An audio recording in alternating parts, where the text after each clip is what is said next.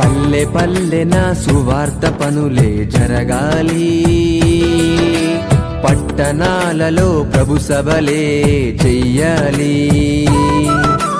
పల్లె పల్లెన సువార్త పనులే జరగాలి, పట్టణాలలో ప్రభు సభలే చెయ్యాలి. ప్రజలందరూ ప్రభుని నమ్మాలి, పరలోకమే ఉన్నదని తెలియాలి. మరణించిన మనిషికి బ్రతుకు ఉందని మహనీయులకు తెలియాలి. క్రీస్తు ద్వారానే స్వర్గముందని ప్రతి మనిషి తెలుసుకోవాలి.